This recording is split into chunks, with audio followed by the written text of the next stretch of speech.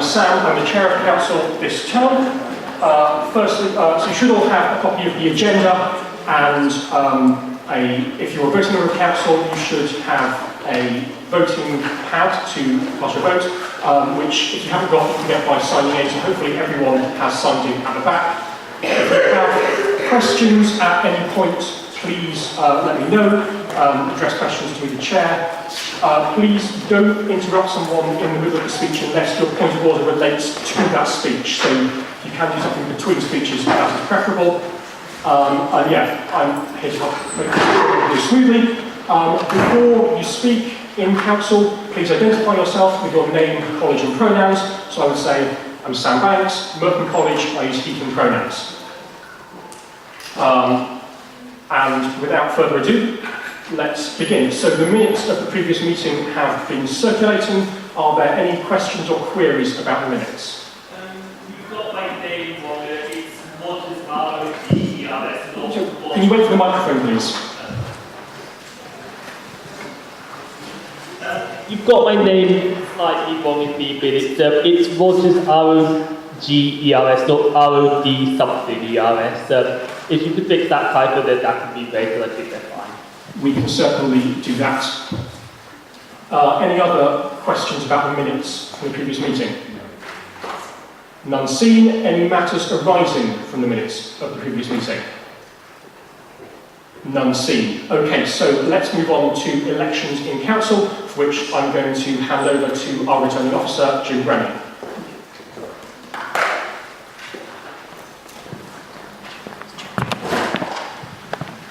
Okay, so we have one man nominated for 2 council positions, but he is unavailable. This is Jim, he's here.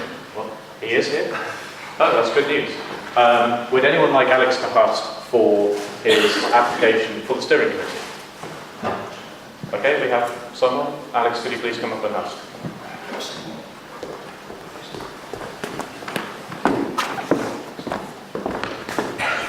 Hi, okay, steering committee, this committee is important. Every week, or every couple of weeks when we have council, it needs to go through the motions that have been submitted and work out how the agenda will be organised, if there's any issues that need to be considered in regards to legality with certain things, so whether the motions are worded appropriately or manner of things like that. So essentially we have a vacancy on it. There's supposed to be 4 people on it, they're currently 3. I previously served as returning officer and acting chair of council, so I think I have a better familiarity than most with the rules of how things work over the steering committee. I've sat on it before, and essentially, yes, I'm just willing to fill the gap given that nobody else expressed a desire to do it in the last term when it came up. Okay, do we have any questions for Alex? Okay, Tom? Hello, Tom Owson. Not Owson. Tom says you. He, him. What a good start. Excuse me. How will you navigate your 2 roles as steering committee member and student trustee to make sure there aren't any conflicts of interest? That's a good question. I say we already have one student trustee on the committee as well. We also, in the form of Sam as chair of council, we also have the president of the of SU as well. We have Kate as well. Also is on that. Well, she sits on that as well. So frankly, we do have other people who are trustees on the steering committee or who attend steering committee meetings. So I think that it's something that other people on that committee have to deal with as well. So I don't think it's something which I would uniquely have to deal with. So I hope that that wouldn't be an issue in that respect. Okay, do we have any more questions for Alex? Unseen. Any change of heart? Okay, we'll then move to a vote. So it's Alex versus Ron.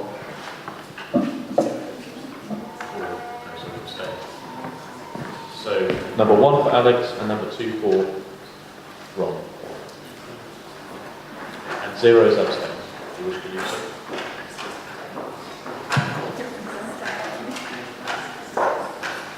Okay, it's slowing down, so 3, 2, 1, and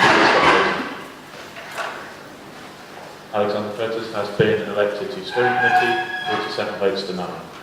And now we will move on to his application for nominations committee. Would anyone like Alex to host for nominations committee? Okay, we have several people. Alex, please come on.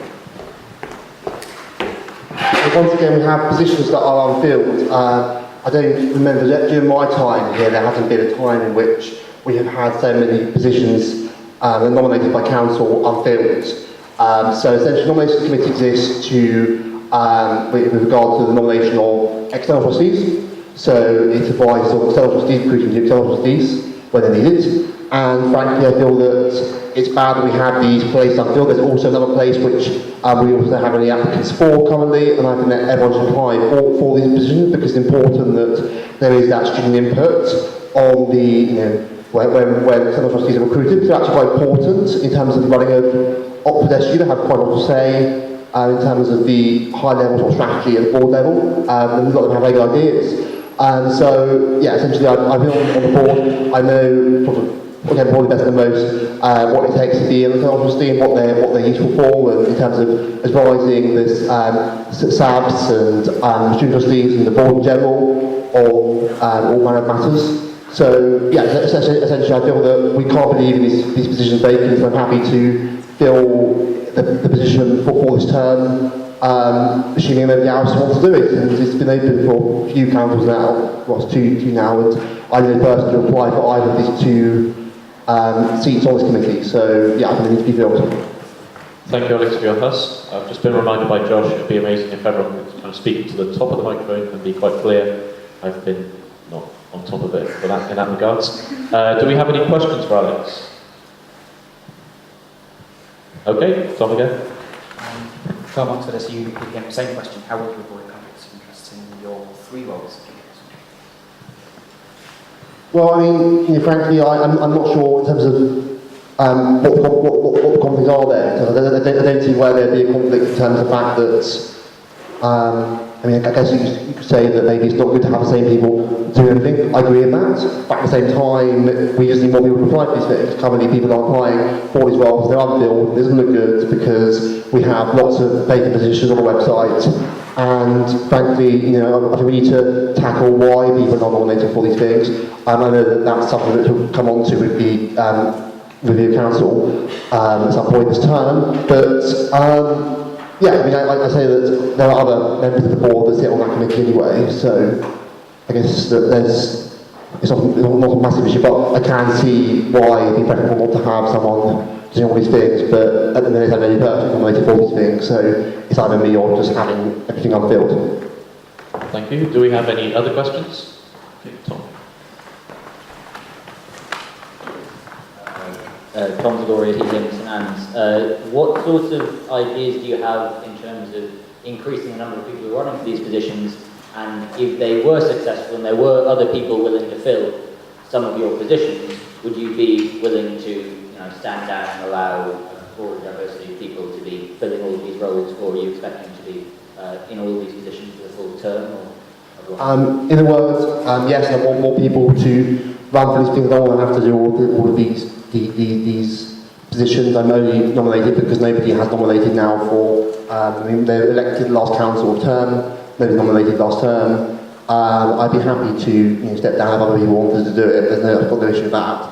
I would do so if there were more than 2 people, whatever, applied for the last position, etc. on this committee. I just feel that, yeah, so I feel that if we're going to recruit more people, we perhaps need to highlight more why these roles are important and why, sort of as a student, you can learn a lot of skills from them, but you can also contribute to the SU, you can contribute to student representation in university through all these different roles, and you can learn different skills. And I think it's important to highlight that more, because currently we just have listed on the website the name of what the position is. It's not really some sort of ambiguous committee name. Nobody knows exactly what was actually done unless I go through the bylaws and articles and all the other governing documents. So yeah, I think that it's about highlighting what these committees do or why people should put themselves forward for them, because they're great things to get involved in your time here. So you learn a lot from them and you contribute a lot. So that's in summary what I think needs to be done.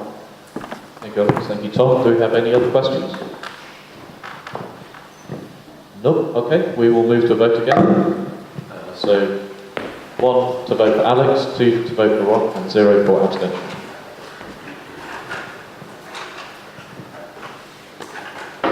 Ends in 5, 4, 3, 2, 1. Votes are closed. And Alex has been elected again, 38 to 16. And that ends the elections in committee. And I would remind everyone that we have now 1 space in nomination committee and 2 spaces in scrutiny committee. So please do get applying. And I hand back to Sam. Thank you, Jim. The next stage of the council meeting is reports from and questions to the sabbatical officers, executive officers, representatives of the Oxford SU campaigns and RAG. So without further ado, we have video reports from all of the sabbatical officers.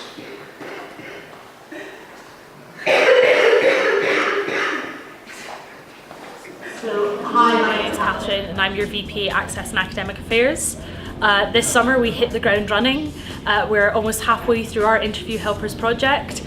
We've revamped the handbook and we've now been to ADEX to get permission to talk to every college about their plans for the upcoming interview period and how they support their helpers. My other big projects for the year are going to be developing our access resources and making sure that students can get support and find all the opportunities there are to get involved in Oxford Access. We're going to be doing work on getting help for students in terms of their academics. So we need to get rid of this stiff upper lip attitude and make sure students know where they can go for help and who they can ask for help, and make sure that the resources that are supposed to be in place are actually there. And our last initiative for the year is going to be Access Doesn't Stop at an Offer Letter. So that's going to be supporting our campaigns like SUSCAM, like LGBTQ campaign, like the Oxford Student Disability Community, and making sure that Oxford is a place that anyone can come to and that all access needs are met after the interview process and after the offer. The first thing I would like to give a short update on is the things I put in my manifesto. I put 3 projects in there, so trying to understand the student perspective on Brexit, doing something about sharing best practices across colleges and departments, and finally something about understanding socioeconomic background for postgrads. In all of these 3 projects, I'm kind of taking a research approach to this, and at the moment I'm kind of in a research design phase where first of all I'm doing some literature reviews, trying to figure out what do we already know, and then obviously scoping the project both to take into account what we already know, but also how big it needs to be. So that's where I'm at with that. In addition, I would like to mention the VLE review, which is the Virtual Learning Environment Review, which I'm doing a lot of work with at the moment. If any of you are interested in that, there are opportunities for students to get involved, so please do get in touch. And then I think the final thing I would like to mention is generally just talking to the MCR, starting to understand how things are working in different colleges, making sure that we have the support available for the MCRs that we need to have available for them. I've had the pleasure of meeting quite a few of the MCR presidents over the summer. That's an ongoing project and it's been really, really enjoyable to kind of go and see the different MCRs. So that's something I'll continue to do over the next few weeks. Hi, I'm Kate, I'm the SU President. For me, this summer's been all about networking as part of a wider effort from the sabbatical team to spend less time in front of our computers and more time out engaging with people. At the minute, that's taking the form of common room visits. So Marianne, the VP Grads, and I have been meeting with all the MCR presidents, and I've been meeting with the JCR presidents to help them project plan for the year ahead. We've also been reaching out to lots of local organisations, so some really exciting partnerships to come in the future. In terms of my projects, it was really great to celebrate World Mental Health Day yesterday, and thanks to anyone that came along to our events. But as you know, World Mental Health Day is just one day, and it's part of a much wider project from the whole SAB team around student mental health. Also over the summer, I've been working with a charity called Stand Alone, who've partnered with the NUS to bring the Estranged Student Solidarity campaign to the UK. And we're looking to bring this to Oxford in the next couple of months, so look out for that. And working with Katy, the VP Women, and Laura, your Sportsweb President, we're bringing this Oxbridge Girl Can for the first time, and November will see the first This Girl Can week in our city. So look out for that, and to find out anything else about my projects, just check out my page on the website. Thanks. Hi all, it's been a bit of a busy summer, but I've been doing a lot to try and plan for the year ahead and working a lot with campaigns in particular to make sure they have a strategy in place. I've been spending time with the university, for example on the Race Equality Charter mark. I fed into various discussions on making sure that students' voices are heard and making sure that we are providing the best possible support for students of colour and BME students across the university. The second thing I've been involved with is a peer supporter review. That I took information from various peer supporters, current and previous, and they all told me about things that they would like changed about the peer supporter program. It's a very comprehensive program, and as our welfare vision states, we support it, but we do want some changes. We do want increased diversification, and that's something that I lobbied for in that room. Another thing I've been feeding into is the Prevent review. A lot of student activists, particularly students of colour and BME students, have felt that Prevent has hindered their ability to partake in university activities, and I'm feeding into the view to make sure that it's never doing that.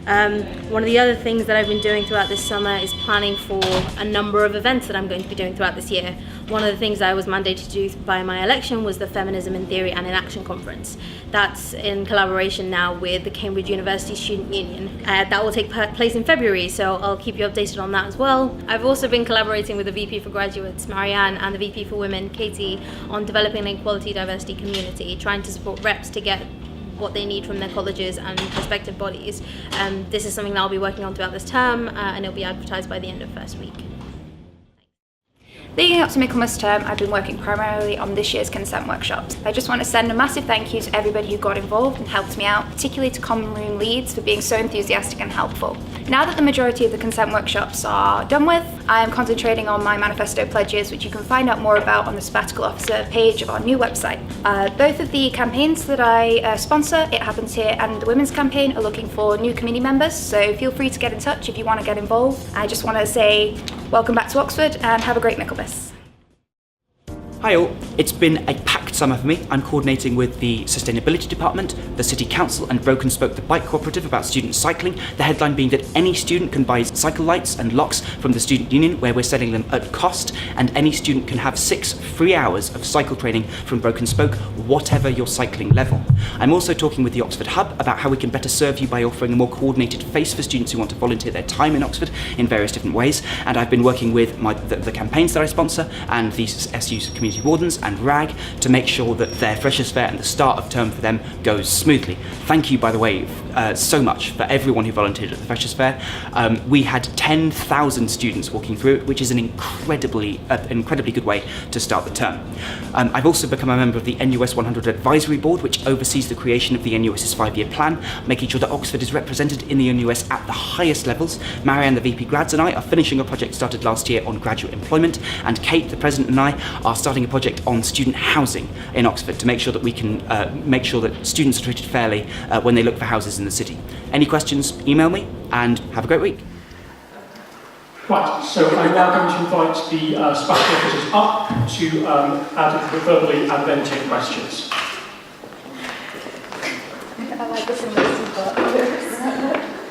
Hi, I've just got a quick update to add. I'm Kate, she, her, SU President.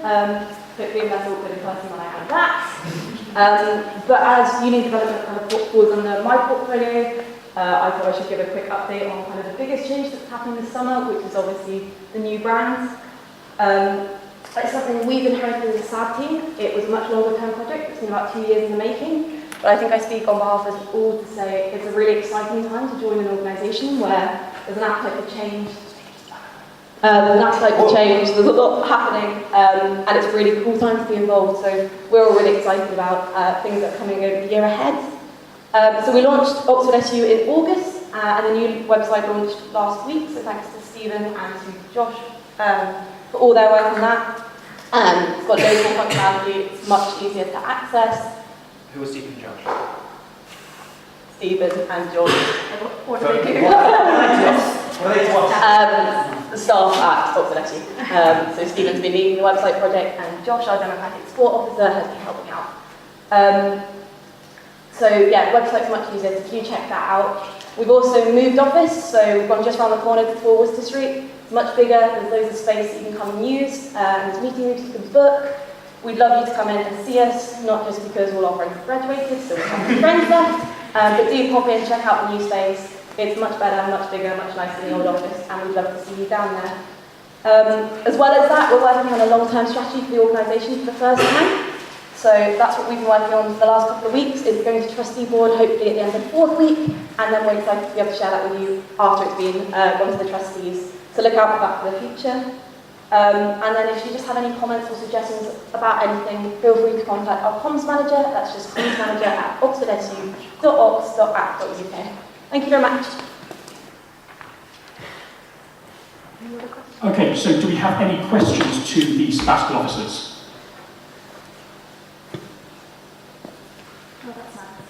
None seen. Thank you, sabbatical officers.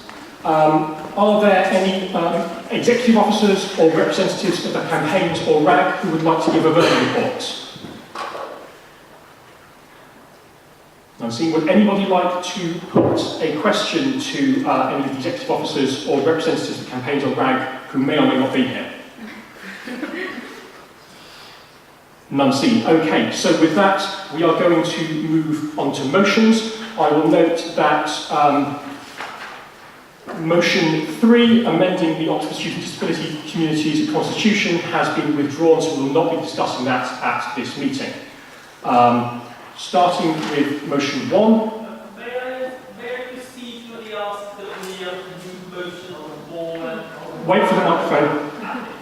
Yeah, can we have name, college and pronouns, please? Dane Rogers, Merton College, he, him. May I ask as a procedural motion to move up motion 4 to the top of the agenda, as within our college we've been all mandated to vote in a certain way on this, and some of us have to be good to get that out of the way as a master. So there is no formal procedure for this, but I'm inclined to rule that we make a decision on this by simple majority vote, unless anyone has any pressing objections to that.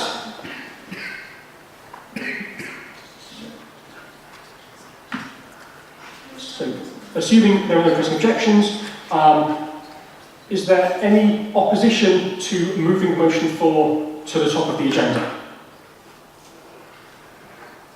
None seen, so we will move motion 4 to the top of the agenda.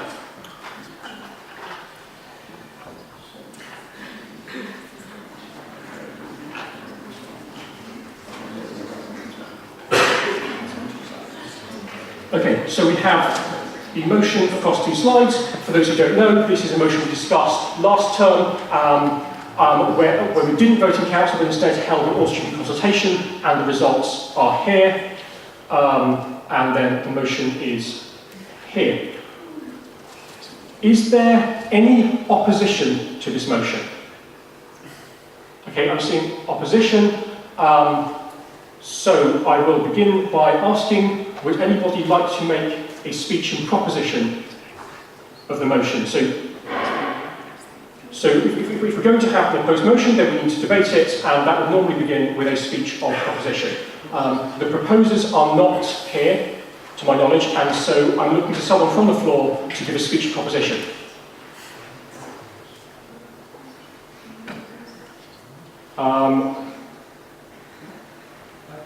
Okay.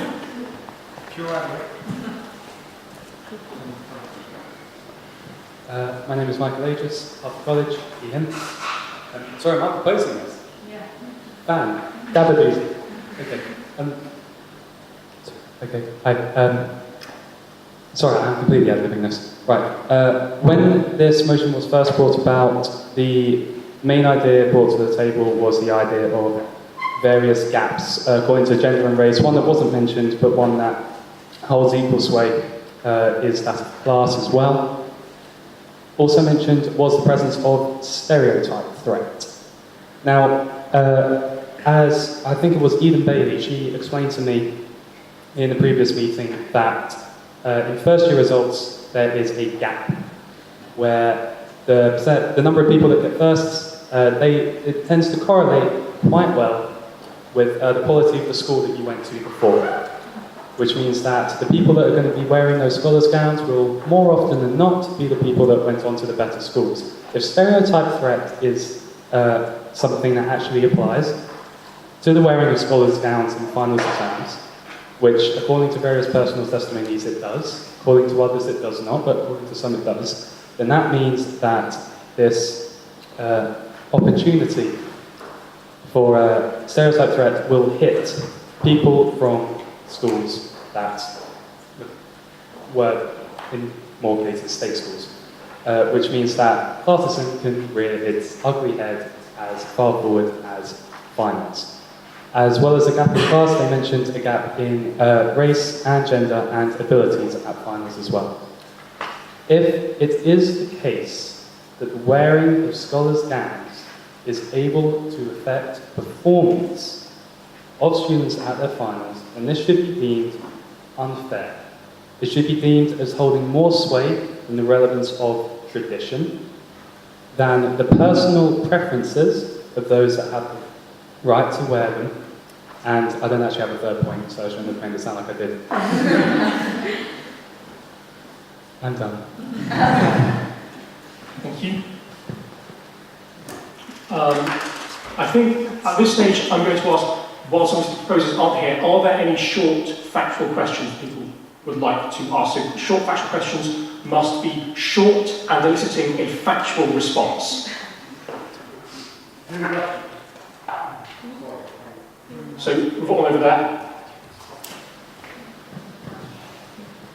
This Farheen, what was the result of the non-binding referendum consultation thing, and what was the turnout as well? So these are the results. They're here on this slide.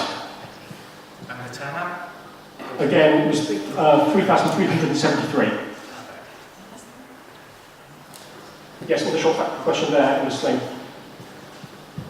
Edward Love, St John's, he, him.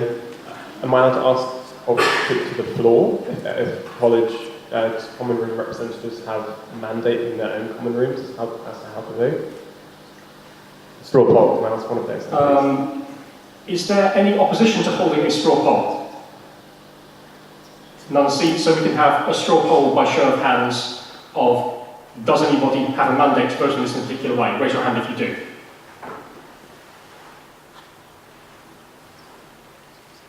Okay, thank you. Any more short factual questions? Yes. It says on the board that there were 3,373 total votes. Can I ask how many people could have voted in this non-binding referendum, and what proportion of that is that? So the student union, this is open to all student members, which covers all students at Oxford, of which there are approximately 20,000. 22,000. 22,000.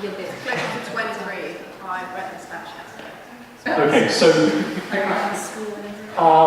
we are talking a turnout then of probably about 13-14%, something like that. If someone actually calculated the maths. Any further short factual questions? None seen, so yes, one there.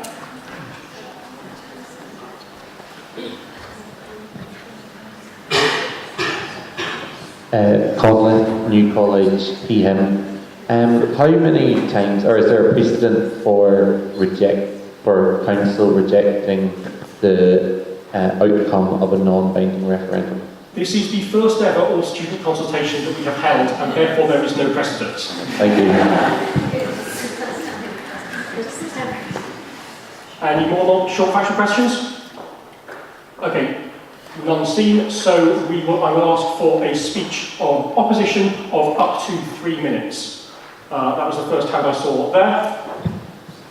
Don't forget your name, college and pronouns.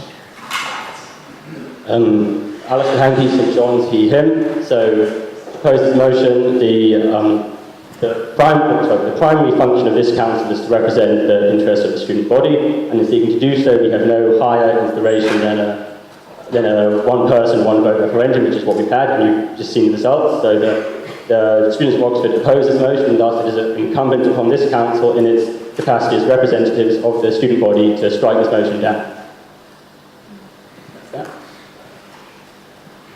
Thank you. you. So we now move into debate, where you may make speeches of up to 90 seconds. So would anyone like to speak in the debate? Yes, over there.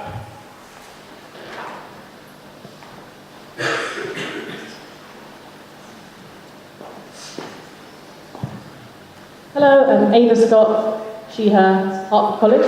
I'd just like to say that we kept, a couple of years ago we voted to keep sub-bus. One of the main reasons for keeping sub-bus is that it's a level playing ground within examinations. It stops people from power dressing. If there's any reason for keeping sub-bus, then we've also got to get rid of differential scholars' gowns because they are a reason for introducing power playing again. There's also no rule now to stop people from buying their own scholar's gown and just wearing it even if they're not a scholar. Therefore, there's room for like cheating and game theory applies, etc., etc. Therefore, I think we should just impose a rule which says you can't wear any gowns and then no one's hurt from it, in my opinion. Especially as prelims aren't even especially representative of your actual capacity at your degree, but more to do with the school from which you came. Thank you. Further points in debate? Yes, down there. Here. Yeah.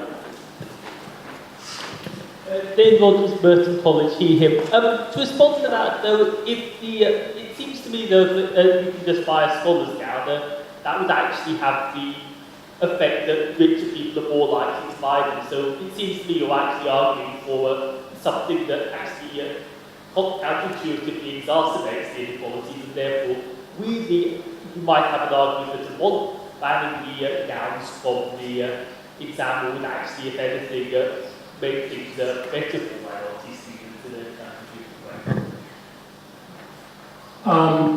We will go to Catherine, and then Alex, and then Tom.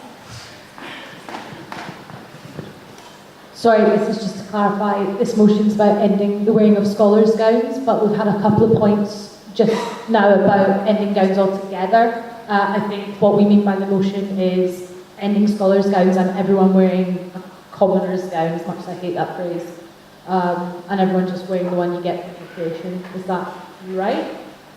Just to clarify. Yes. Yeah, so it's not about getting rid of gowns. Okay, yeah, yes. The text of the motion is on the screen, and whilst it might be difficult to read, the important points are the results points here. So then we're going to go to Alex.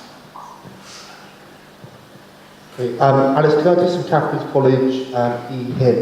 I'd say so, I was returning officer when we had this consultation, and a very clear pack of points was put out to people when they're making their decision on this consultation. What I'd say is that there was a lot of misinformation that did go around in terms of what this motion was actually about. There are lots of people who thought that the plan was either to abolish scholars' gowns altogether or to abolish the 400 gowns altogether. So I think that although the consultation vote is important, I don't think it should be taken. I think it should be taken as one piece of evidence when making a decision on this, especially given the turnout. Which is inevitable for a 5-week consultation. Next summer. What I say on this is that there is clearly an issue in that there is an inequality here in which you have people who are more fundamentally disadvantaged, who go to prelims, who don't get as high a mark, and having the psychological penalty that was discussed when they go into their exams, not having a scholar's gown and finals when other people do. So I think there is a strong case to support this motion on that basis. I don't know how big that psychological impact is, but I think it definitely exists. So I think what I said, we need to treat the result of the referendum with some caution and not take it as binding. It was non-binding, and we need to take that into account when voting on this. Okay, so let's go 1, 2 there, and then we'll go across the room in a minute.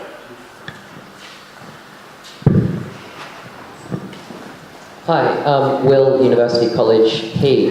First disclaimer, I'm a postgrad, so this has never really affected me, but I'm certainly sympathetic to the points about the scholars' gowns being problematic, the correlation between the school you went to and your performance in prelims and that sort of thing. But I think that first, it's not necessarily convinced how big an issue this is. I mean, the turnout was quite low, which suggests that even if people were concerned about it, they weren't concerned enough that they felt they could express an opinion. This was something that was widely publicised in Showwell and on Facebook and the other things. But the second thing is that, well, yes, I think in principle there might well be a good argument for getting rid of these things. I'm just not sure that if we've just had a consultation, and even if the numbers were small, the margin was still quite substantial. I don't think it's necessarily the best use of political capital, especially as we've just gone through a name change. We're trying to start on a new leaf, to then sort of go against that result so soon after we've done it. I think it may be the sort of thing that would play into the sort of anti-Oxford Zoo sort of publicity and anti-Owsley sentiment we do sometimes see in Showwell, the sort of mockery on Facebook and that sort of thing, and I don't think that's particularly constructive. I think we'd be better off focusing on other things and perhaps fighting this battle another day. We've had a request for a move to vote, which requires a, I think, 2/3 majority.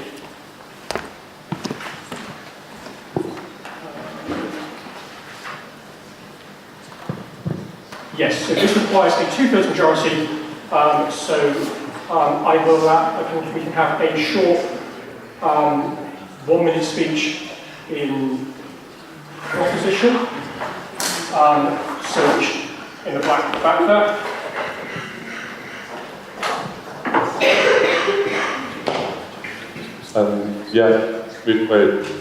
Alex, one college, he, him. A lot of people here are mandated to vote the same way already. These debates have already been had at council and throughout the referendum. I feel like we should just move to vote, kind of get things moving along. These debates have been had a lot before. Would anyone like to make a speech in opposition to moving to vote? Yes to that.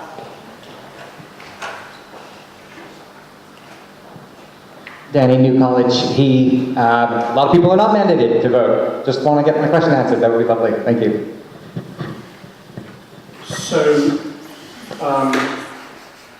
we are now voting on the move to vote, which requires a 2/3 majority in favour. That's at least twice as many in favour as against. So 1 to move to vote and 2 to vote against moving to vote.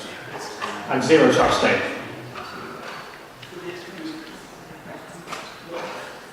So close the vote in 5, 4, 3, 2, 1.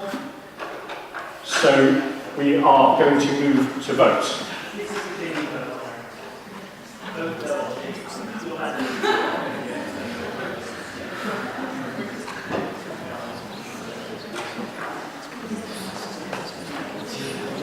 So you can now cast your vote on the motion. So 1 to vote in favour of the motion and 2 to vote against the motion. 0 to abstain, and unlike motions normally, because we haven't all student consultation, this only requires a simple majority to either pass or fall.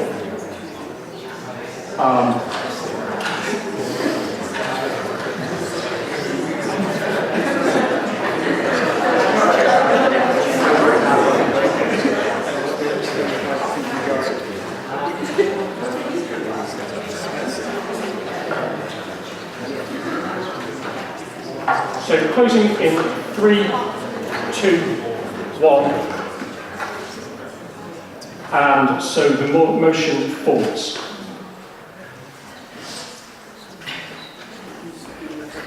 So we're now going to return to motion number 1, for which we have had an amendment submitted. It's quite a long amendment, so I ask you to bear with me as we go through this. So, in note 1, to replace from the word especially onwards. So instead of especially those involving a characteristic, it will instead read involving a characteristic protected in law, namely age, disability, gender reassignment, marriage/civil partnership, pregnancy and maternity, race, religion or belief, sex or sexual orientation.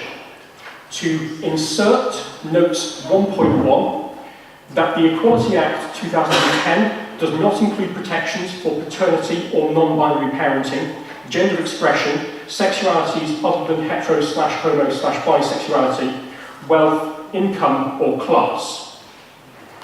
To add believes 1.1, Oxford SU also contends discrimination/harassment on the basis of characteristics listed in notes 1 and 1.1. Resolves, and then to change the resolves to make believes 1 and 1.1 policy. Are there any immediate questions about this amendment? Are there any short factual questions on the motion, which should be short and eliciting a factual response?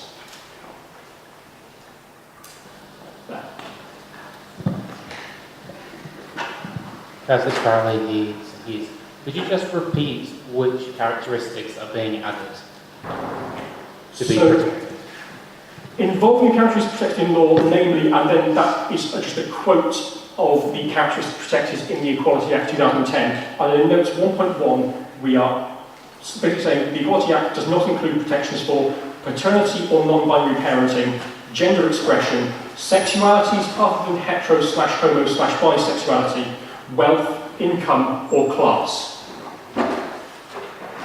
Is that clear? Any further short factual questions? Is there any opposition to this motion? Would anybody like to see further debate on this motion? Wait for the microphone, please. So, Dave Rogers, Merton College here. Sorry, Sam, could you, just as a point of order, clarify if you want questions about the amendment or if you want questions about the motion? Right, yes, sorry for that. So the amendment has been taken as friendly, so is automatically added to the motion. So we're taking questions about the motion or opposition to the motion. As a whole with the amendment, yes. Any opposition or desire for further debate? None seen, and so the motion passes.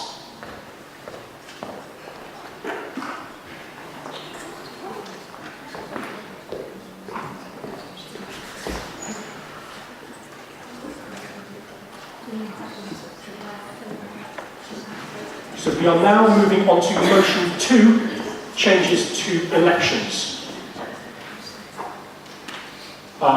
So the key point here is to amend the bylaws and regulations as outlined in the appendix. So this is, in accordance with the bylaws, a first reading of a proposal to amend the bylaws.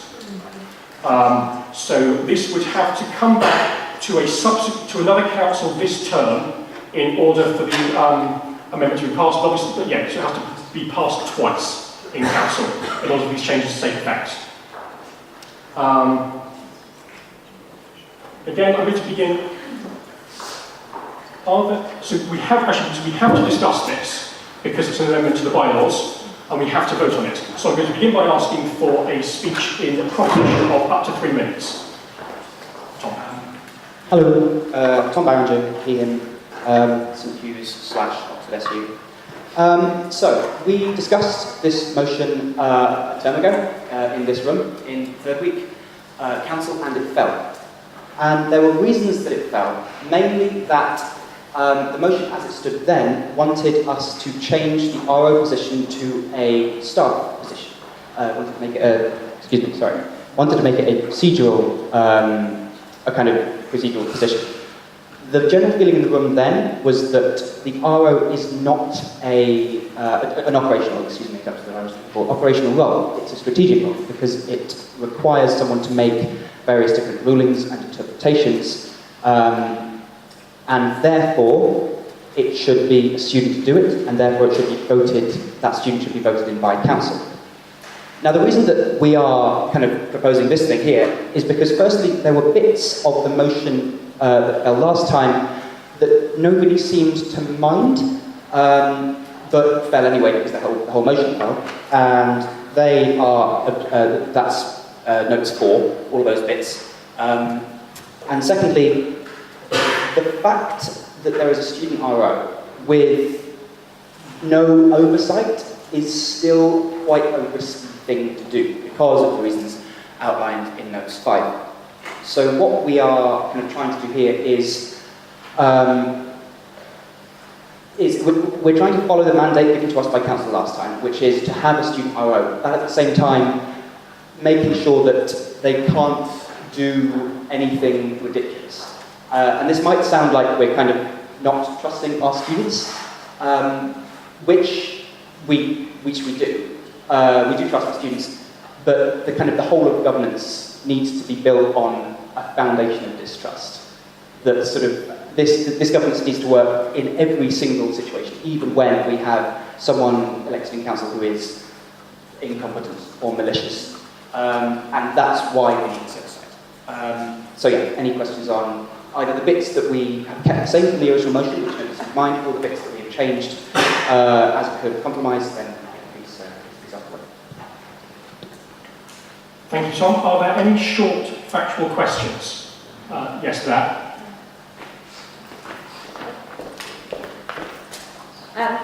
So can we go back to Name, college and pronouns, please, sorry. My name's Tammy, I'm at Exeter College and my pronouns are they, them. Can we go back to the slide where it talks about the Deputy Returning Officer? Because I am the Deputy Returning Officer. So, are we trying to abolish my position? We are. Yes, we are. So I took... No offence. So I took this role because I was thinking of maybe in the future running for returning officer of the student union, but I was thinking about sort of... Is this a short factual question? Yes, it is. And maybe not. And I was thinking of shadowing the returning officer for a term with a view to taking up. Do you not think there's any value in shadowing as a role? I don't think that's a short factual question. I tried. Are there any further short factual questions?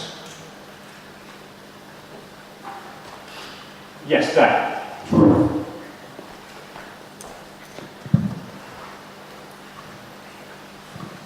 Dan Mead, St John's here. Could you just quickly summarise how you're going to constrain the actions of returning officers? So what precise procedure was it? Yeah, I think it's still unclear for me. Absolutely.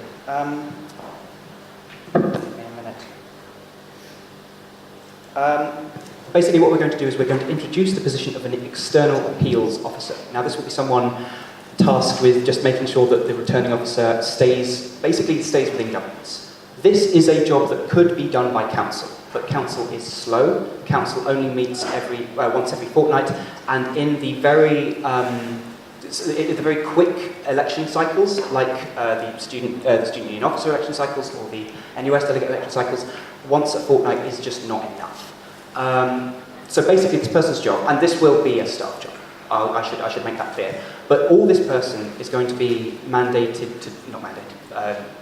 required to do, is to make sure that they're not doing anything obviously illegal as per regulations. It's not clear, we haven't made it clear who this person will be. We're thinking of maybe making it someone from NUS, maybe making it someone from another student union's, a member of staff from another student union, possibly sort of either the Democratic Support Officer or the CEO of the University of Cambridge, for example. That is how we're going to sort of, that is the oversight that the returning officer is going to receive. Are there any further short factual questions? Yes, Dane. Dane Rogers, Merton College, here. So looking to do notes for youth advice removing the budget advisory group. Could you tell me what that does and who would be taking on those responsibilities if the motion were to pass? The budget advisory group is currently a hole in governance, a black hole in governance. It does not exist. Its duties, I think, are done by... Second, sorry? By the returning officer? Oh, the microphone, I'm sorry. There we go. Would you mind if I ask, can I please ask Josh the DSO, who does the budget advisory group's job? Is it? Short factual question. It is the finance committee. Oh, brilliant, yeah. So we've got members of staff in the student union that do... Oh, no, sorry, not members of staff. Trustees who do the job of this committee that's laid out in governance but nobody's on it. it doesn't really exist in anywhere but governance, so this is just us reflecting, adjusting governance to reflect reality. Right, are there any further short factual questions?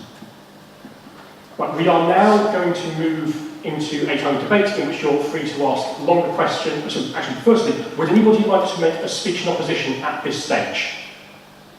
Okay, so we're just going to move into a time of debate. Would anyone like to speak?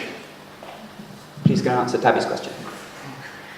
Okay, right, so you talked about the Deputy Returning Officer is being removed. And the potential that the Deputy Returning Officer might have for shadowing.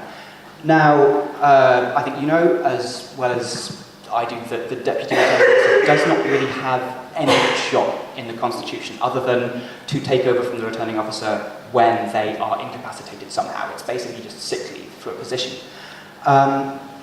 So the only thing that the DRO does is shadow. That might still be a worthwhile thing to do, and it's it is it's something that we've considered, and we are and because in sort of as a compromise, what we're going to do is change the elections committee so that the elections committee will be comprised of the returning officer, the DSO, the Democratic Support Officer, Josh, staff member, and 3 other elected student members. These members will be, they will assist the RO in any decisions. They will make a lot of calls before the election happens as to stuff like what exactly constitutes a mailing list, just things like that. And they will basically, they are the student opportunities that we're introducing because we're moving the RO. Any further points in debate? Yes, back to Tabby again. It kind of sounds like you're replacing 1 deputy returning officer with 3. Sorry, Josh. I shouldn't keep my microphone. Yes, because the jobs are very slightly different. Thank you. What the elections committee does is, like I say, it makes calls on lots of specific things, and the only one I can remember is what constitutes a mailing list. But there are lots of other things that the elections committee will make specific rulings about in the term before the election, and then in the term during the election. It will meet up should the RO request it, but it will sort of stay. It will not meet up otherwise. The returning officer will be free to make rulings and interpretations on the fly quickly because because things move quickly in student elections. The jobs are slightly different. We're not replacing them. So I'm just going to intervene at this point to clarify that in the proposed changes, one of the things the election committee is doing is must make a direction at least 14 days before nominations open for annual elections on each of the following points. So the endorsement of candidates by student members, the use of mailing lists, as Tom pointed out, the use of social media, and the combining of candidates into slates. So they will make directions about what is allowed on each of those 4 things, as well as any other direction to ensure that elections are fairly and properly conducted. Any further points of debate?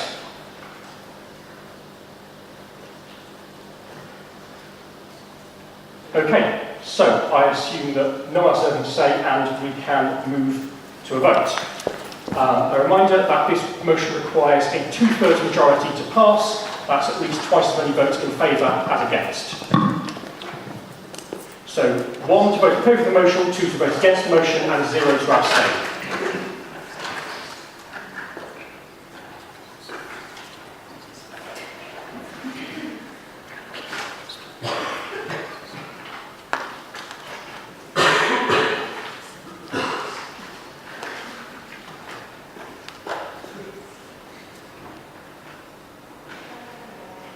Three, 2, 1, and so the motion passes. That was BS up for thank you, not a kiss. That motion has been withdrawn, and so there is only one thing left to discuss, and that is any other business. I would like to begin by pointing out that, as mandated by council to debate. Thank you. So there are multiple things left to discuss. Okay, so Kate, would you like to give us an introduction on this? Hello, Kate, she, her, Oxford SU. This is just something I wanted to bring to the agenda to debate. We are pretty much the only student union in the country where sabbaticals cannot run for re-election. It's not something we particularly have an opinion on, or I'm not doing it because it's something I want to do myself, but I thought it would be good to ask council, considering we are behind. It's not something that actually happens very often in other student unions, but it gives the opportunity that if people want to run for a second term and are re-elected, they can continue it. So I'll put it to the floor, but that's the background for this. Right, so we have any points on the floor, any questions, any thoughts people would like to share? Yes, we'll start with Alex. My name is Curtis, we here St Catherine's. I think it's a good idea. I think that it's good to have the freedom for people to choose to run again, and the freedom for people to choose to elect people again who are doing a good job. We know that there's often a big sort of learning curve almost over summer for a lot of sabbatical officers when they come in and they're sort of taking on stuff that somebody else has been doing for last year, and they want to continue stuff. They've also got their own ideas as well, stuff they want to pursue. And I guess there's sort of a lag time in terms of getting used to the institution, etc., in terms of being in the position they're in, and then that's problematic in that I guess that's sometimes lost. So I think it's possibly it takes more than a year to achieve certain things. I think at the same time we have to be cautious that there's obviously the issue that the sabbatical trustees, they come from a student body, so they have to be still connected to students. So I think that if the student previous year, obviously you have a really good idea of what it's like to be a student at that time.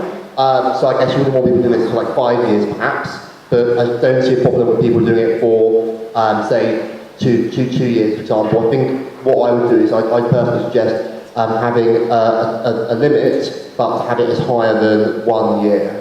That's my conclusion. Thank you. Do we have further points from the floor? Can I just do a point of information? The Education Act 1994 limits it to 2 years max anyway. Okay, so yeah, in the black jumper back there. Dan Mead, St John's He Him. Just for context, I was on the scrutiny committee for 4 terms and was chair of it for a term, so I sort of have experience looking at 2 different sabbatical teams, how they worked, and sort of what the difference was from a Trinity at 1 term to Michaelmas for 2nd term in terms of their performance as well. And I think there's 2 advantages to keeping the current system. One in my mind is that the new trustees bring new energy that the old trustee team don't have. I mean, like, it's truthful, but it happens. And this is just from my experience. I've interviewed, I've seen, it grinds you down. I know it's hard work being a student sabbatical trustee, and one's coming Michaelmas with bright-eyed, bushy-tailed. They're not quite the same by the end of Trinity. The second one is fresh ideas. Each time a new sabbatical team comes in, they come in with a new set of fresh ideas and look at problems from a different angle, maybe because they've held different roles to the people that have had it before. And I think that provides a more useful angle than the continuity, because they can still continue the previous projects if they think they're relevant. Because of, hopefully, if you have good handovers, which mostly see the sabbatical trustees, then we can see continuity in some areas. Thank you. Further points? Yes, we're there. Tom, he, him, St Anne's College. I'm not sure how much this would actually be a problem in reality, but it seems like it would be quite a big advantage for in any particular direction for the person running for re-election as opposed to a new person coming in. I mean, there could be a protest vote or something, but you would have like a manifesto full of accomplishments that you could put down. So it almost seems like this would be a big advantage to people running in like even numbered years or something, because the people graduating in the other years wouldn't be at a disadvantage if they were coming on for that position. Okay, go to Katy next. Katy, she, her, Oxford SU. In favour, again, is basically just to counter Dan's point. The bright-eyed, bushy-tailed thing is so true, but with that comes naivety as well, and it does mean that a lot of sabbatical officers take a lot of time to get off the ground running.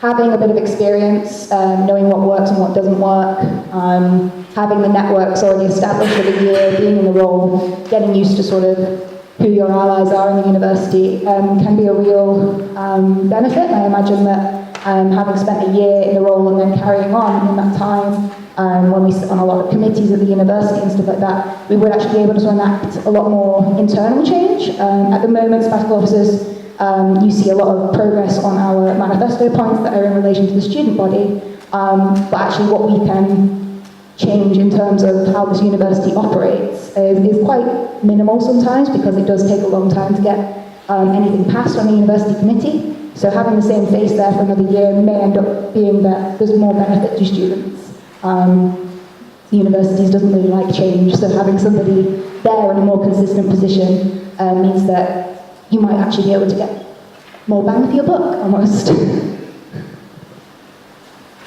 Thank you. We will go to Catherine.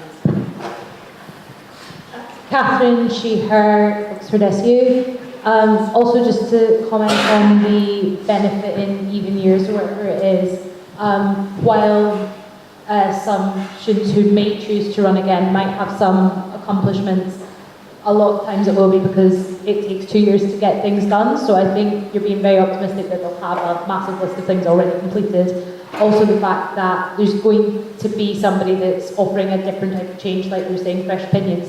So if you're going for, fresh ideas versus somebody that's either going for consistency, they're also going to have to come up with, well, I finished this, so I have something else to offer. So I don't think we should discount the Oxford student body, because I think they'll be able to engage quite well with how the manifestos look. And I don't think by Hillary, everyone's going to have a massive list of things already completed. Okay, Kate next.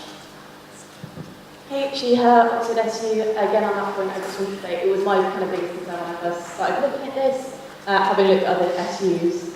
It's actually far more common than I realised that people don't get re-elected. I kind of thought it would be an easy job to be incumbent. It definitely isn't in the real world. Also, at the end of the day, we have a job. So in terms of our constraints on running, we have a full-time job. I actually think it puts us in quite a difficult position. I think it allows for quite good scrutiny, because I think you only have to look at the recent election, which I won't mention, to see that there are examples of what happened. But I think that was my biggest concern. But at that point, it is not necessarily a given. Thank you. Do we have further points? Go to Jim here. While I am sympathetic with what Alex had to say about kind of freedom to choose, and then there's greater freedom for the student body to decide, because I'm guessing this would increase the chance of contested elections, I would be worried, not necessarily with Tom's point that there would be a kind of, here's my accomplishment, but there would be an information asymmetry, as we've seen in the previous motion, that it is difficult to run for election. And so that information asymmetry is a barrier for contestation, and it creates an uneven playing field. So while I am generally in support, I would be concerned that you kind of get you get a team of SABs that are kind of all on the same level, and they're not competing ideologically, and they're not competing with who do better job and all that. So that is my concern would be a creep stagnation, perhaps.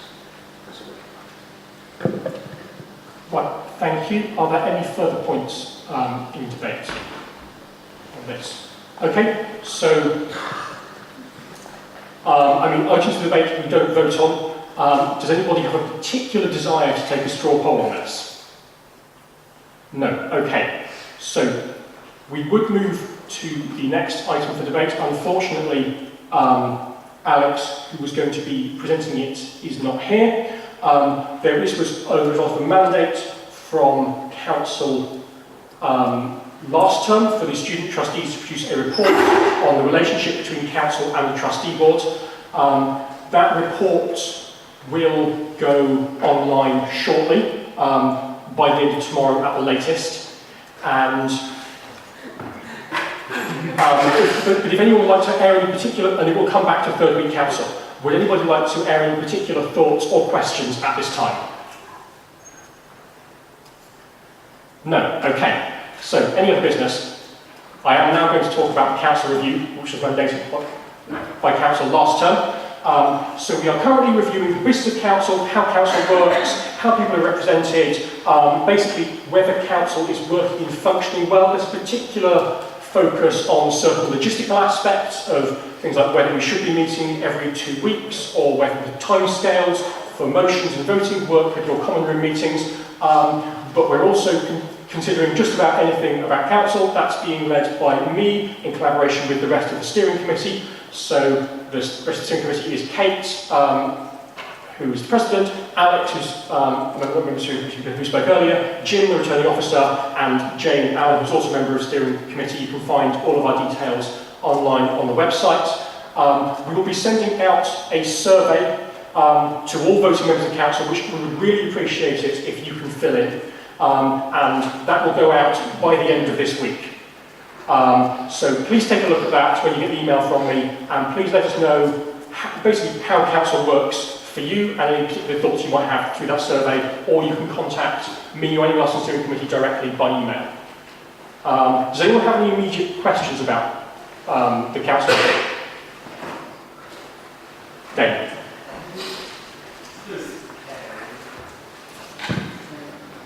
I suppose it's a pair, really. The first question I have is just, since I'm a third vote, will I be emailed this or not? Do you know about that? So this will go to the voting members of council, so the registered as fixed voting members of council on our mailing list. There will be a separate consultation for student members generally. So if you're not registered as either your common room president or your common room representative to council, then no, you won't receive the email or the survey. Any other questions? And is there any other business? I think Catherine has something she wants to say. Thanks, Catherine, her Oxford SU. So obviously we have our campaigns in the SU. Just to say, we have a SUSCAM social tomorrow in the SU building, so for people coming back, which is great. We also will have a class act social next week. Location still to be determined, but we'll Pembroke. And please like those campaign pages, and please like the SU page on Facebook to be kept updated on those. Thank you very much. In the absence of any other business, that's the end of the first council term. Thank you all for coming. Any questions, you can let me know all the time. And please return your voting pads.